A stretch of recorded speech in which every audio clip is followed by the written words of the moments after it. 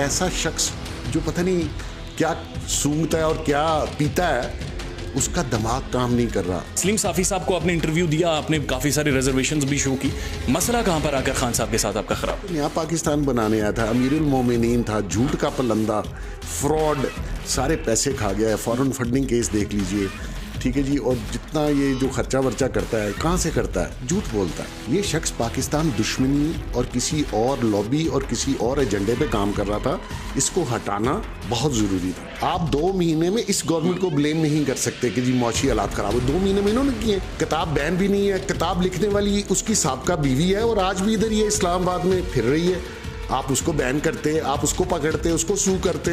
तज़ीक उसकी होती है जिसकी कोई इज्जत हो। भाई साहब, मुराद सईद की इज्जत नहीं? बिल्कुल नहीं है तो बता दें।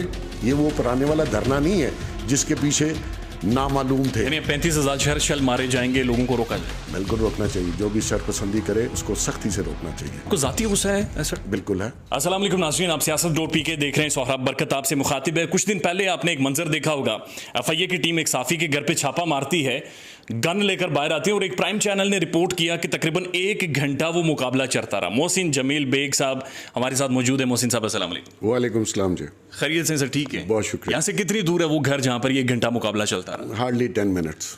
और सर 1.5 घंटा, तकरीबन 1.5 घंटा आप रेजिस्ट करते रहे पाकिस्तान की प्राइम इंटेलिजेंस एजेंसी को? बिल्कुल झूठ है। हाँ। वो जिस चैनल ने भी ये किया वो आपको पता है प्रोपेगेंडा का ARY ने किया जी, झूठ है। हाँ। कोई 1 घंटा मुकाबला में वो मेरे घर के अंदर थे। मैं घर के अंदर से मैंने गन ज़रूर निकाली क्योंकि वो सिविलियन क्लोथ्स में थे, कोई वारंट नहीं था, मेरे खिलाफ कोई FIR नहीं थी जी। 15 बंदे किसी के घर में घुस आए इस तरीके से विदाउट इन्फॉर्मिंग कि वो किसी अदारे से हैं या पुलिस या FIA। They should wear a uniform, they should inform me. मैं कोई हुरलम नहीं हूँ सड़क पे जिसके घर में आप घुस जाएं। वो तो उनकी किस्मत अच्छी या मेरी अच्छी, वरना मैं उनको अपने घर से जाने ना देता। सर लाहौर में जो पुलिस वाला मारा गया या शहीद हुआ, वो भी इसी तरह से घर में घुसा था और उसके ऊपर भी फायरिंग कर दी गई थी? अच्छा, वो घर में नहीं घुसा और उसने यूनिफॉर्म पहनी हुई थी। यानी यहाँ पर आप क्या क्या कहना चाह रहे हैं? यूनिफॉर्म के बगैर? यूनिफॉर्म होती फिर भी उनको अलाउ नहीं है कि वो बगैर सर्च वारंट के मेरे घर में आते जी।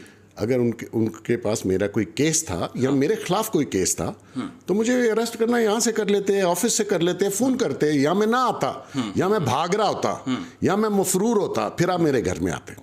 अच्छा मोहसिन साहब, एक चीज़ बताइए इससे पहले कि बाकी चीज़ों के ऊपर आकर बातचीत करें, और गूगल के ऊपर आज भी आपका एक जो तारुफ लिखा जाता है वो खान साहब के साथ जोड़ा जाता है। आज भी साफ़ियों के ऊपर FIRs हो रही हैं, आज भी समी इब्राहिम साहब, अरशद शरीफ साहब कोर्ट कचहरियों के चक्कर लगवा रहे हैं। आज कौन करवा रहा है ये सारे मामला? देखिए, मैं तो किसी भी सहाफ़ी के ख़िलाफ़ या किसी भी इस किस्म की FIRs या केसेस बनाए जाए, मैं उसके ख़िलाफ़ हूँ।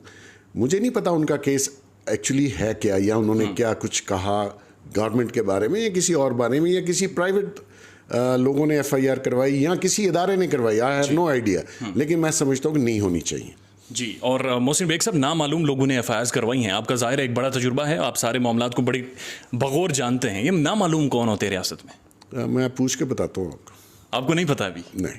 अच्छा, ये बताएं सर, खान साहब के साथ आपके बड़े अच्छे ताल्लुकात रहे हैं, या कम से कम हमें जो पता चला है आपके बारे में। सलीम साफ़ी साहब को आपने इंटरव्यू दिया, आपने काफ़ी सारी रिजर्वेशंस भी शो की, मसला कहाँ पर आकर खान साहब के साथ आपका ख़राब हुआ? मसला देखें, उनका और मेरा कोई ज़ाती झगड़ा है नहीं, और कभी कोई ज़ातियात पे मैंने उनके ख़िलाफ़ बात भी नहीं की, हालांकि बहुत कुछ जानता हूँ। मसला यही है कि मैं समझता था कि उनकी जो पॉलिसीज़ हैं गवर्नमेंट में आने के बाद या गवर्नमेंट बनाने के बाद, वो मेरे मुल्क के लिए ठीक नहीं है। और दूसरी बात ये थी कि मैं उनके झूठ से इख्तलाफ रखता हूँ। वो झूठ बहुत बोलते हैं और आज तवातर से बोल रहे हैं, आज भी बोल रहे हैं। और झूठ वही जो पॉलिटिकल गिमिक्स होते हैं, जो सारी पॉलिटिकल पार्टीज करती हैं, उनका कह रहे हैं? देखें, बाकियों को तो अवाम ने रद्द किया, या वो आप समझते हैं कि जो उनकी रविश ठीक नहीं थी। ये तो नया पाकिस्तान बनाने आया था, अमीरुल मोमिनीन था, झूठ का पलंदा, फ्रॉड, सारे पैसे खा गया है। फॉरेन फंडिंग केस देख लीजिए, ठीक है जी। और जितना ये जो खर्चा वर्चा करता है, कहाँ से करता है? झूठ बोलता है। सर, ये जो सारे लोग रद्द हो गए थे, नया पाकिस्तान बना, नए पाकिस्तान में एक बार फिर से पुराने लोग कैसे आगे और किस तरह से मुसल्लत हुए?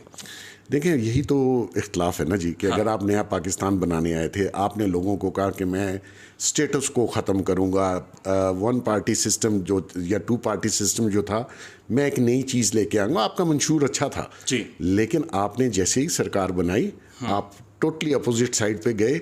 वही करप्शन के लोग आपके पास आए तो वो बिल्कुल सादक और अमीन बन गए। जब दूसरी साइड पे थे तो वो करप्ट थे। अपने ऊपर केसेस बने नैब के तो ख़त्म करवा लीजिए, और नैब के चेयरमैन को किस तरीके से ब्लैकमेल किया वो आपके सामने है। वो खातून की वीडियो, ये तो अभी उस खातून ने भी इंटरव्यू दे दिया जी। हर गलत काम इस शख्स ने किया और 73 से आके टीवी पे झूठ बोलता है, आज भी बोल रहा है। तो ऐसे शख्स को, मैं ऐसे शख्स के साथ नहीं चल सकता था। मोहसिन बेग साहब, आपने बड़ा, जाहिर है मैं जानता हूं, मैं आपके प्रोग्राम्स भी देखता रहा हूं, आपने कहा कि आप किसी किरदार कशी का हिस्सा नहीं बने, लेकिन आप उस टेलीविजन प्रोग्राम का हिस्सा थे जहां पर एक यंग पॉलिटिशियन की तस्दीक की गई थी सर, मुराद सईद साहब की। क्या कहा मैंने?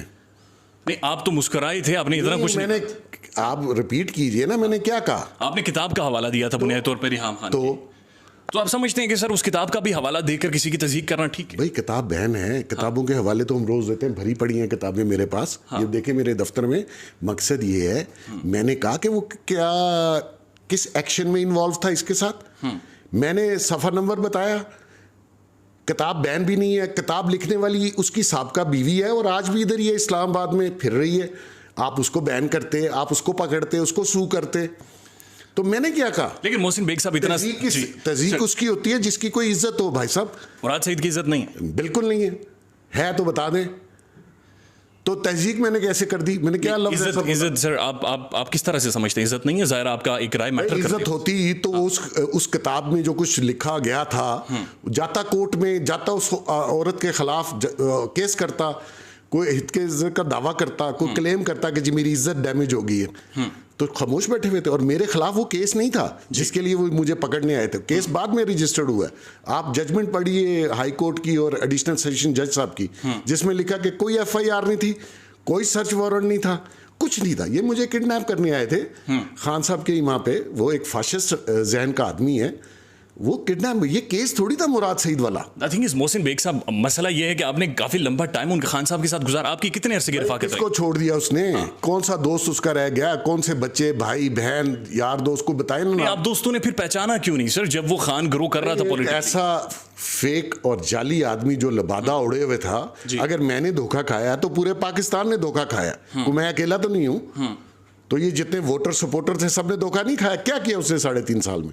इस मुल्क की तबाही फेर के रख दी। एक्सपेक्टेशंस क्या थी कि क्या हो जाना चाहिए था सर? बहुत सारी चीजें तो बेहतर भी हो रही थी जो हमने देखी।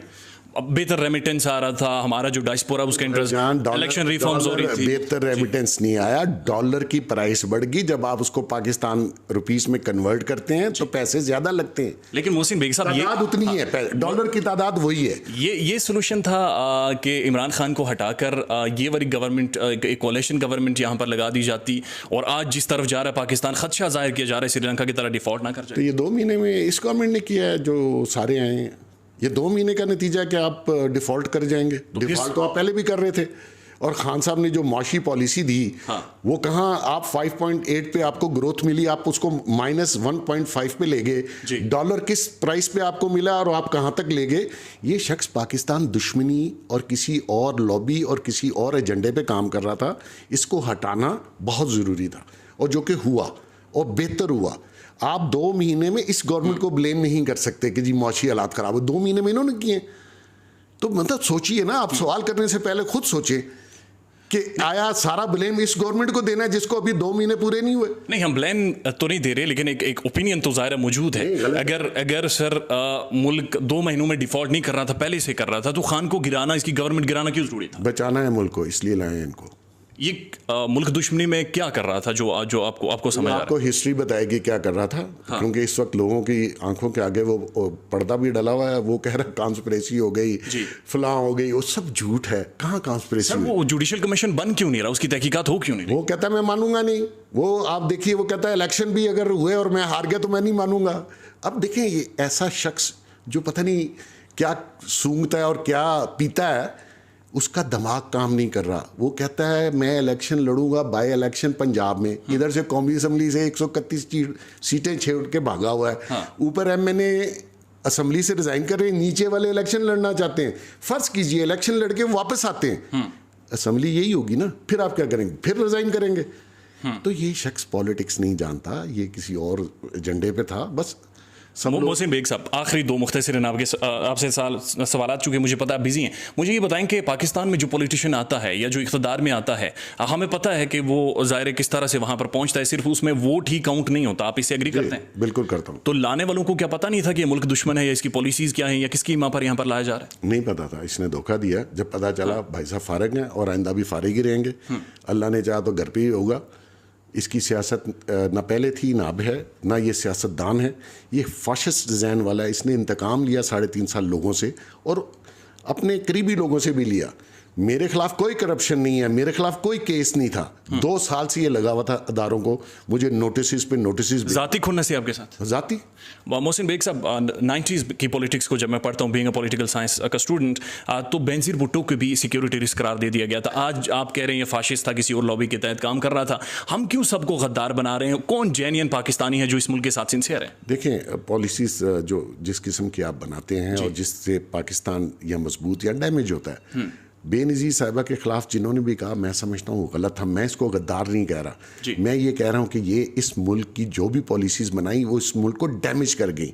देखें, कभी नादान आदमी को आप कोई अदारा या किसी चीज़ का सरबराह बना दें तो वो नादानी में ही सारी ऐसी तैसी फेर देता है। ये शख्स खुद से इसका दिमाग काम नहीं करता, बहुत अरसे से नहीं कर रहा, हमें पता है, क्योंकि भाई साहब जो कुछ करते हैं उसमें इनका जहन अपना नहीं होता। तो ये जहाँ से भी गाइडेंस ले रहे हैं वो पाकिस्तान और हमारे मुल्क और हमारे सिक्योरिटी के इदारों के ख़िलाफ़ है। इसको हटाना क्यों नहीं ज़रूरी? आप देखिए, इंग्लैंड में वोट ऑफ नो कॉन्फिडेंस हुआ, उसी की पार्टी ने वोट ऑफ नो कॉन्फिडेंस का मतलब ये होता है, 2-3 पार्टियां देखें, वोट ऑफ नो कॉन्फिडेंस का मतलब होता है कि आपकी अपनी जमात आपके ऊपर एतमाद खो दे। जी, यहाँ पे सुप्रीम कोर्ट भी बीच में आ गई और वो कहता है गैरानी तरीके से और इंटरनेशनल साजिश। ओ भाई, आपकी पार्टी ने आप पे एतमाद छोड़ दिया। लेकिन मोहसिन साहब, तहकीकात करवा दें, ये बयानिया खत्म हो जाएगा। तहकीकात किस चीज़ की करना? जो साइफर आया था उसकी इन्वेस्टिगेशन तो मौजूद है ना जी। तहकीकात क्या करानी? जुडिशियल कौन है? हाँ, ये कौन है जो इसके खिलाफ अमेरिका, इसको कौन ना फिर CNN में और BBC में कहता मेरे खिलाफ अमेरिका ने साजिश की, वहां तो चुप रहा। नहीं कहा, तो इन्होंने जो इंटरव्यू दिया CNN नहीं, उसने कहा इंटरनेशनली, इंटरनेशनली इंडिया भी इजराइल, डोनाल्ड लू का मोहसिन साहब जिक्र किया खास तौर पर, वो किया, लेकिन आप बताते ना कि किस तरीके से मेरे खिलाफ साजिश हुई है, वो भी तो बजा। देखिए, खाली साइफर से, साइफरों से गवर्नमेंट चली जाती है। अच्छा मोहसिन साहब, एक चीज़ बताएं कि जो शहबाज शरीफ साहब प्राइम मिनिस्टर बने हैं और ऐसा कहा जा रहा है या महसूस हो रहा है जैसे कि जो शीन है यानी शहबाज शरीफ साहब, उनका बेटा ड्राइविंग सीट पर है और नवाज शरीफ साहब और मरीम नवाज की जो पॉलिटिक्स है वो साइड लाइन है।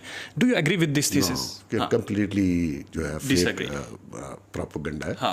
अनफॉर्चुनेटली हमजा ने तो नहीं बनना था, शहबाज साहब ने तो बनना था, ये तो क्लियर था। मेजॉरिटी सीट्स पार्लियामेंट के उनके अंदर हैं। सारे लोग जितनी भी पार्टीज इकट्ठी हुई, इत्तेहाद बना, उनका ख्याल था कि शहबाज शरीफ साहब सीट पे बैठेंगे।